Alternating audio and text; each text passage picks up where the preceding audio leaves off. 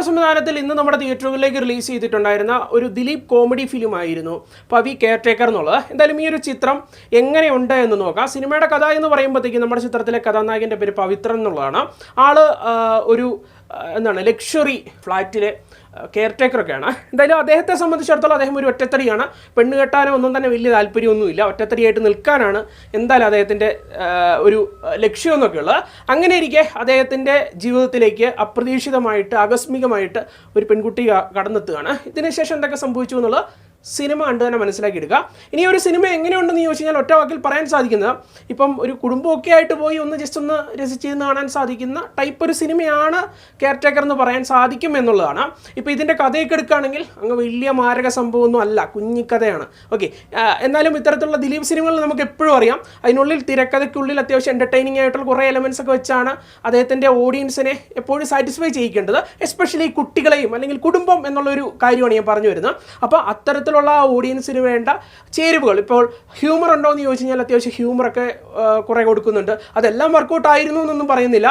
Especially second ഹാഫിലൊക്കെ കുറേ workout ആയിരുന്നു. തുടക്കത്തിലൊക്കെ തന്നെ പലതും പാളിപ്പായിരുന്നു, എങ്കിലും വരക്കേടില്ല എന്ന് പറയാൻ സാധിക്കും. അതുപോലെ തന്നെ കുട്ടികളെ കയ്യിലെടുക്കാൻ വേണ്ടിയുള്ള കുറച്ച് സംഭവങ്ങളൊക്കെ ഈ സിനിമയ്ക്കുള്ളിൽ കൊണ്ടുവെക്കുന്നുണ്ട്. അതായത് നായകൻ്റെ ഒരു പെറ്റായിട്ട് അല്ലെങ്കിൽ ഒരു ഉറ്റ സുഹൃത്തായിട്ടൊരു ഡോഗുണ്ട്, ബ്രോ എന്ന് വിളിക്കുന്ന ഒരു ഡോഗ്.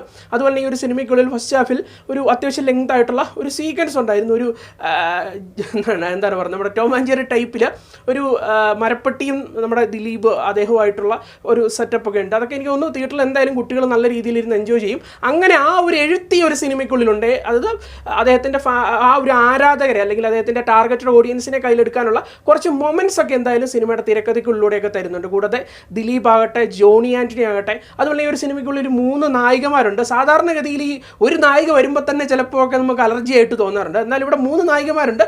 അത്യാവശ്യം രസമായിരുന്നു, 3 പേരുടെ പ്രകടനവും കൊള്ളായിരുന്നു. പിന്നെ ദിലീപ് എന്ന് പറഞ്ഞ നടനെ സംബന്ധിച്ചിടത്തോളം അദ്ദേഹത്തിൻ്റെ ആരാധകർക്ക് എന്താണോ വേണ്ടത്, ഓക്കെ, ആ ഒരു രീതിയിലുള്ള ഒരു പ്രകടനം നമുക്കറിയാമല്ലോ അദ്ദേഹത്തിൻ്റെ ആരാധകർക്ക് എന്താണ് വേണ്ടതെന്നുള്ളത്. അപ്പോൾ ആ രീതിയിലുള്ള പ്രകടനം ഇതിലും കൊടുത്തിട്ടുണ്ടെന്ന് പറയാൻ സാധിക്കും. എങ്കിലും ആ ഒരു പവി എന്ന് പറയുന്ന ക്യാരക്ടർ ഒരു ഘട്ടത്തിൽ എത്തിക്കഴിയുമ്പോഴത്തേക്കും ഒരു പ്രത്യേക മാനസിക അവസ്ഥയിലേക്കൊക്കെ പോകുന്നുണ്ട്. അതൊക്കെ അത്യാവശ്യം വളരെ കൺവീൻസിങ് ആകുന്ന രീതിയിൽ അദ്ദേഹത്തിന് സ്ക്രീനിലേക്ക് കാഴ്ചവെക്കാൻ സാധിച്ചിട്ടുണ്ടെന്നുള്ളതാണ് അവസ്ഥ.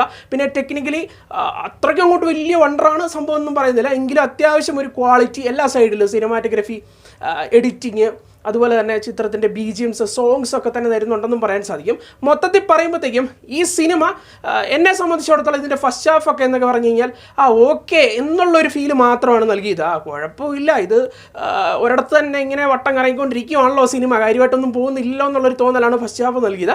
എന്നാൽ സെക്കൻഡ് ഹാഫിൽ കുറച്ച് നല്ല നിമിഷങ്ങളൊക്കെ നൽകി മൊത്തത്തിൽ കുഴപ്പമില്ല, കുടുംബമൊക്കെ ഒന്ന് കഴിഞ്ഞാൽ ഒന്ന് എൻജോയ് ചെയ്യും എന്നുള്ള ഒരു നമ്മുടെ ഒരു ഇതിലേക്ക് എത്തിയിട്ടുണ്ട്. എന്തായാലും ആ ഒരു രീതിയിലാണ് ഞാൻ ഈ ഒരു സിനിമ റെക്കമെൻഡ് ചെയ്യുന്നത്. നിങ്ങൾക്ക് കുടുംബവും കുട്ടികളൊക്കെ ആയിട്ട് ഈ വീക്കെൻഡ് പോകണം, കുറച്ച് ചിരിച്ചാലൊക്കെ മതി, വലിയ മാരക കഥയൊന്നും വേണ്ടതേ, കുഞ്ഞു കുട്ടികളൊക്കെ ആയിട്ട് പോയിട്ട് ഒന്ന് ചിരിക്കുക, അതൊക്കെയാണ് ലക്ഷ്യം എന്നുണ്ടെങ്കിൽ നിങ്ങൾക്കൊന്ന് ട്രൈ ചെയ്ത് നോക്കാൻ പറ്റുന്ന ഒരു ഓപ്ഷൻ തന്നെയാണ് ഈ ഒരു പവി കെയർടേക്കർ എന്നുള്ളത്. പിന്നെ ഈ സിനിമയൊക്കെ ദിലീപ് എന്ന് പറഞ്ഞ നടൻ്റെ വമ്പൻ തിരിച്ചുവരവാണ്, കമ്പാക്കാണെന്നൊക്കെ പറഞ്ഞു കഴിഞ്ഞാൽ എനിക്കത് തോന്നിയിട്ടില്ല എന്താണേലും.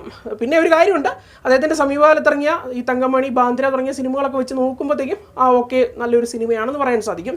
എന്തായാലും ഈ ഒരു സിനിമയ്ക്ക് ഒരു 6.5 ഔട്ട് ഓഫ് 10 ആണ് നൽകുന്നത്. 10.5 വലിയ എക്സ്പെക്ടേഷൻ കൊടുക്കുകയാണെങ്കിൽ അത്യാവശ്യം നൈസായിട്ടുള്ള ഒരു കുഞ്ഞ് ദിലീപ് സിനിമ കാണാം. ഓക്കെ, അപ്പോൾ നമുക്ക് മറ്റൊരു സിനിമയുടെ വിശേഷമായിട്ട് കാണാം. ടാറ്റ.